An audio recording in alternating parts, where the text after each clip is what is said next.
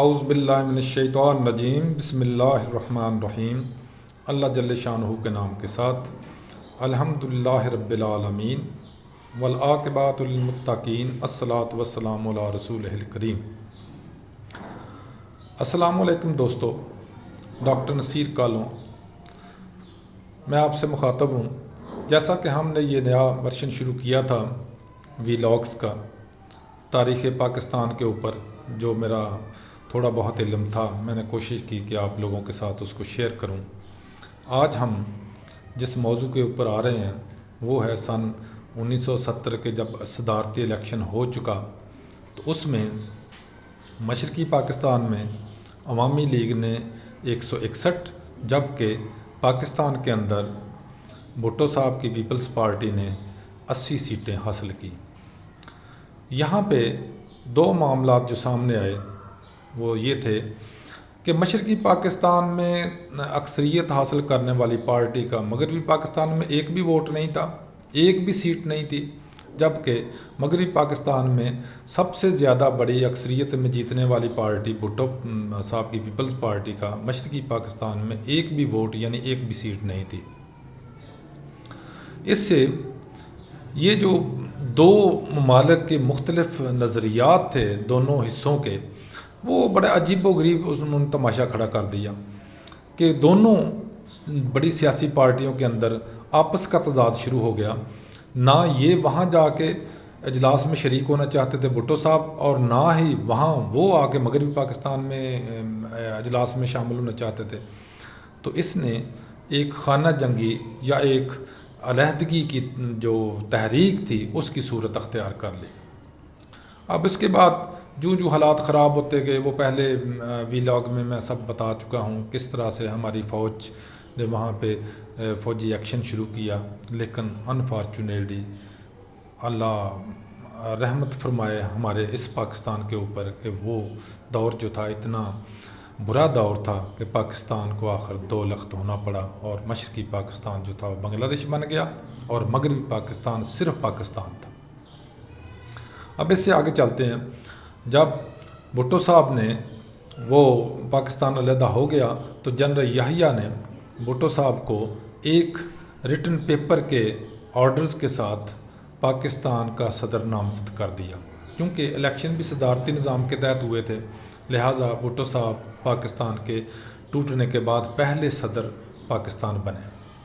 اس کے بعد بھٹو صاحب نے ایک 1973 کا سب کو پتہ ہے آئین دیا پاکستان کو، جس میں وہ یہ پارلیمانی نظام یعنی وزرائے اعظم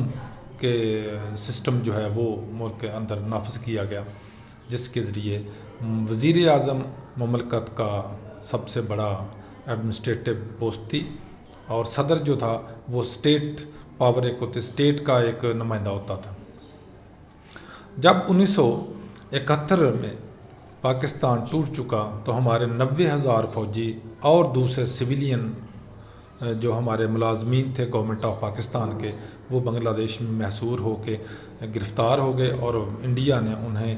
جنگی قیدی بنا لیا۔ اب بھٹو صاحب کی حکومت پاکستان کے اندر قائم ہوئی تو انہوں نے یحییٰ خان کو سب سے پہلے نظر بند کیا، اور یحییٰ خان اسی نظر بندی کے دوران ہی فوت ہو گئے۔ اب بھٹو صاحب کے لیے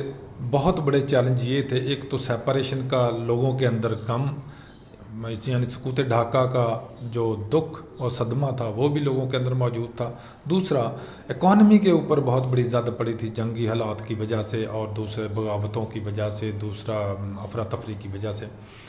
تیسرے نمبر پہ یہ مسئلہ تھا کہ نئی حکومت، نیا پاکستان جو بنا تھا آدھا پاکستان، اس میں حکومت کی سٹیبلٹی کیسے ہو۔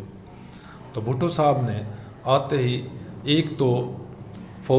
ہماری جو فوج تھی اس کی سکریننگ شروع کر دی، اور بہت سارے فوجیوں کو برخاست کر دیا، اور بہت سارے فوجی افسروں کو نوکری سے نکال دیا۔ ایک تو یہ کیا۔ دوسرے نمبر پہ بھٹو صاحب نے یہ کیا کہ جو ہمارا پاکستان نے ایٹمی پلانٹ یا ایٹمی پروگرام شروع کیا، وہ مرہون منت ہے بھٹو صاحب کی کاوشوں کا، اور پاکستان میں وہ جو بنیاد رکھی گئی ہے ایٹمی پروسیس کی یا ایٹمی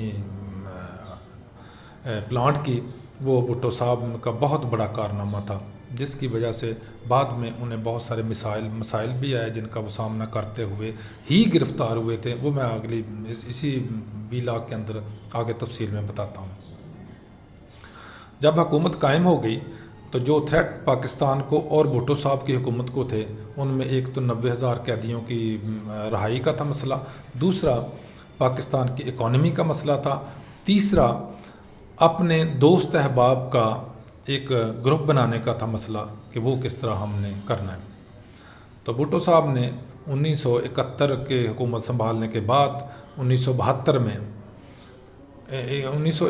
میں تو علیحدگی ہوئی، 1972 میں جب حکومت سنبھالی تو اس کے بعد بھٹو صاحب شملہ میں انڈیا میں چلے گئے اندرا گاندھی کے ساتھ مذاکرات کے لیے، اور وہاں پہ مذاکرات کے دوران انہوں نے اپنے ایک معاہدہ کیا اندرا گاندھی کے ساتھ، جس سے ہمارے تمام کے تمام جو جنگی قیدی تھے وہ رہا ہو کے پاکستان میں آ گئے. اب اگلا مرحلہ آ گیا اکانومی کا. تو بھٹو صاحب نے اسلامی ممالک جتنے تھے ان کو اکٹھا کرنے کا پروگرام بنایا تاکہ ایک وہ ہماری ایڈ بھی بنے اور ہمارے ان کے ساتھ ایک گروپ بھی بن جائے، تاکہ پاکستان کو نہ صرف پیسے ملیں، اکانومی بہتر ہو، بلکہ ہمارے کچھ دوست بھی ہوں جو ہمیں فزیکل سپورٹ تو نہیں دے سکتے تھے لیکن ہمیں اکانومی سپورٹ اور جو اخلاقی سپورٹ تھی وہ ہمیں مل جاتی.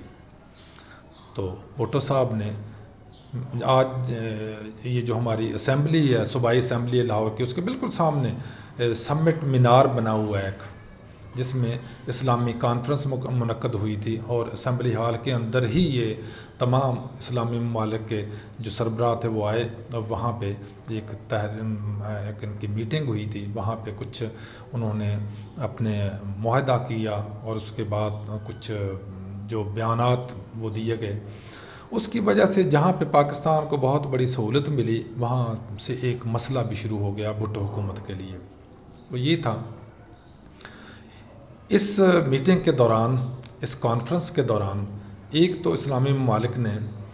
تیل کو بطور ہتھیار استعمال کرنے کا ارادہ ظاہر کیا اور اس کے اوپر امپلیمنٹیشن شروع کر دی، جس کی بنا پر چونکہ اس میں 3 فگر بہت بڑے فگر تھے، یا 3 جو اشخاص تھیں، 3 شخص تھے، وہ سب سے بڑے اس موومنٹ میں آگے تھے. ان میں نمبر 1 کرنل قذافی، نمبر 2 شاہ فیصل، نمبر 3 ذوالفقار علی بھٹو صاحب. آپ نے باقی دوستوں کو پتہ ہوگا کہ یہ تینوں کے تینوں ہی ان نیچرل ان کی ڈیتھ ہوئی ہیں، غیر قدرتی طور پر وہ فوت ہوئے ہیں، ان کو قدرتی موت نہیں ملی، کیونکہ ان کے پیچھے بہت بڑے لابیاں لگا دی گئیں. CIA نے ان کے خلاف بڑے ایکشن لیے، جس کی وجہ سے شاہ فیصل کو ان کے بھتیجے نے قتل کر دیا، قذافی صاحب کو امریکہ نے وہاں پہ بغاوت قتل کروا دیا، اور بھٹو صاحب کو ایک مارشل لا حکومت یا فوجی ایکشن کے بعد ان کو سزائے موت دلوائی گئی. اسی دوران میں جب یہ تیل کو بطور ہتھیار استعمال کیا اور مسلم ممالک کی ایک یونٹی بنائی گئی، اسلامی اتحاد کی بنیاد رکھی گئی، تو اس سے یہ مسئلہ پیدا ہو گیا کہ امریکہ پاکستان کا اور اس بھٹو حکومت کا دشمن ہو گیا، جس نے سب سے پہلے ہمارے ایٹمی پلانٹ کی مخالفت کی، اور اس وجہ سے بھٹو کو پابند سلاسل کرنے کا ارادہ بھی کیا، اس کے اوپر امپلیمنٹیشن بھی کی.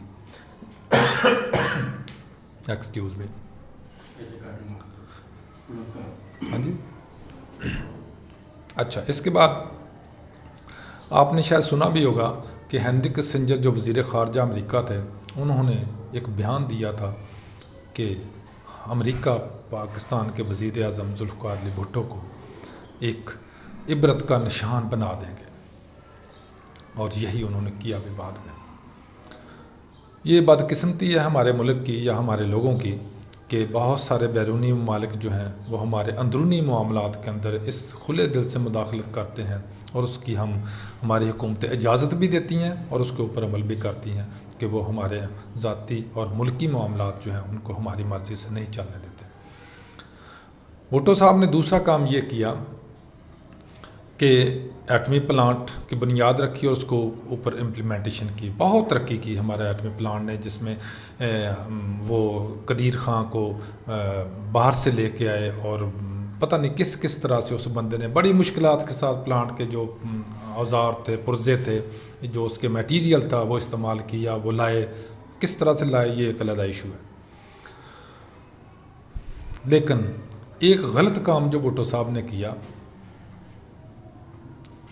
وہ یہ تھا کہ انہوں نے جتنے بھی سرکاری انڈسٹری تھی، پرائیویٹ انڈسٹری تھی، اس کو نیشنلائز کر لیا یا اس کو گورنمنٹ کے قبضہ میں لے لیا، جس کی بنا پر ملک کے اندر ہماری انڈسٹری جو تھی وہ فلاپ ہونا شروع ہوگی، اس کی پروڈکشن کم ہونا شروع ہوگی، یہ آجر اور ورکر کا معاملہ شروع ہو گیا، اسٹوڈنٹس اور ان کا بسوں والوں کا مسئلہ کھڑا ہو گیا، کیونکہ اسٹوڈنٹس کے لیے رعایت دی گئی تھی۔ تو یہ ملک میں ایک نیا مسئلہ شروع ہو گیا، جس کی وجہ سے بہت سارے معاملات آئے۔ الٹیمیٹلی کرتے کرتے یوں ہی حکومت چلتی رہی اور بھٹو صاحب حکومت کرتے رہے۔ بھٹو صاحب کے اندر جہاں بہت ساری خوبیاں تھیں، وہاں ایک خامی بہت بڑی تھی کہ وہ متکبر تھے، غرور ان میں بہت تھا، اور کہا جاتا ہے کہ وہ کسی کو اپنے آگے چلنے نہیں دیتے تھے۔ یہ اللہ کا قانون ہے کہ جو بھی متکبر ہوگا اس کا انجام کبھی اچھا نہیں ہوگا۔ تو بہرحال بھٹو صاحب کا بھی انجام اچھا نہیں ہوا، لہٰذا ہمیں یہ چیز ذہن میں رکھنا چاہیے، یہ چیز ہمارے ذہن میں ہونا چاہیے کہ اللہ کے لیے متکبر ہونا ایک صفت ہے، جبکہ انسان کے لیے ایک بہت بڑا غلطی ہے۔ تو میرا خیال ہے آج کا ولاگ ہم ختم کرتے ہیں، انشاءاللہ تعالی کل اس سے آگے کی بات کریں گے۔ اللہ حافظ، السلام علیکم۔